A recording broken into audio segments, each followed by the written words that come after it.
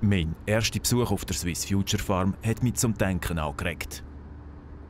Maschinen vollpackt mit sensibler Elektronik und dann noch umgeben von einer Schar Fachleute, die sich ums Funktionieren kümmern. Wie soll solche Technologie im Bauernalltag Platz haben? An der Zuckerrüben-Demo gerade hinter der Swiss Future Farm geben mir zwei Bauern einen Anhaltspunkt, wie solche Technik müsste aussehen.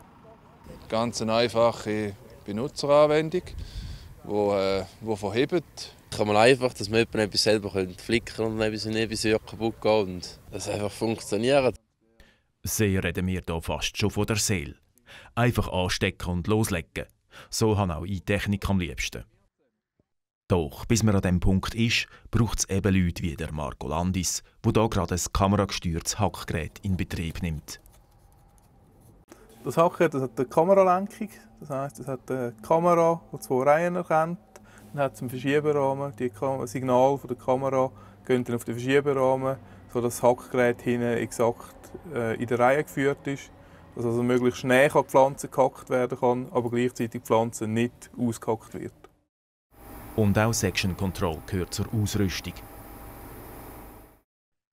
Ja, und dann eben ist hier noch die Anwenderfreundlichkeit. Die Herausforderungen sind sicher, um zu schauen, dass diese Maschinen auch von den Fahrern betrieben werden können. Im Fall der Swiss Future Farm heisst das, der Betriebsleiter Christian Schenk muss als Steuer. An der Zuckerrüben-Demo erlebt er vor Publikum mit dieser Maschine die Feuertaufe. Ein Unterfangen, das nicht ganz ohne ist. Ja, ein bisschen mulmiges Gefühl hatte ich. Also eben, das ist das allererste Mal, als ich gefahren bin mit so einem Teil. Kommt dazu, dass man recht ambitionierte Ziele vor Augen hatte. Ja, wir sind natürlich extrem eng gefahren, Reihen an, oder? Und ich weiss auch nicht, ob wir vielleicht sogar zu eng gefahren sind. Sei es visuell. Das Interesse der Besucher an der herbizidlosen Unkrautbekämpfung ist gross und der Christian hat bei seinem ersten Einsatz schon gute Arbeit geleistet. Die Zuckerrüben-Demo ist für die Swiss Future Farmer auch eine gute Gelegenheit, sich selber und aktuelle Projekte vorzustellen. Für das Austesten von einem Einzelkornsämaschinenprototyp aus Amerika ist der Nils Zehner zuständig. Er macht mir auch bewusst, welchen Nutzen seine Forschungsarbeit für den Landwirt schlussendlich hat. Das sehe ich auch als so eine Art Konsumentenschutz für den Landwirt, für den Endkunden, dass wir uns hier in die Nesseln setzen mit möglicherweise falschen Maschineneinstellungen, bevor ihr das eben macht. Das Interesse an der Precision Planting Sämaschine ist gross. Und weil ich alles noch genauer wissen will, kann ich beim Nils eine Privatvorführung aushandeln. Wir können alleine von dieser Maschine einen ganzen Filmbericht machen. Aber um es kurz zu fassen, über unzählige Sensoren, unter anderem wird die Bodentemperatur und Feuchtigkeit gemessen, wird jedes abgeleitete Saatkorn registriert und dokumentiert. Und das bis Geschwindigkeiten von bis zu 15 km pro Stunde.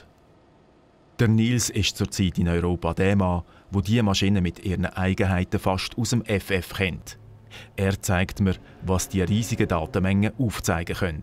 Wenn ich hier zum Beispiel Population als Parameter auswähle, sieht doch überall ganz gut aus. Also meine 90.000 Körner pro Hektar, die scheine ich fast überall erreicht zu haben, außer zum Beispiel an dieser Fehlstelle hier, wo das Saatgut dann leer war und ich angehalten habe. Das kann ich hier sehen, wo das war. Ja, und das wollen wir dann schon noch vor Ort gesehen haben.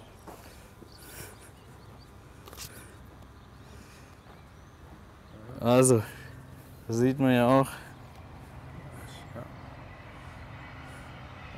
Das passt so ziemlich genau. Und dann ist sie. Also hier hast du viele Doppelungen, dann eine große Fehlstelle. Insgesamt ist der Nils mit dem Resultat der ersten Säversuche schon ganz zufrieden. Den Lapsus hier muss ich aber gleich noch zeigen. Es bleibt aber unter uns, nicht wahr?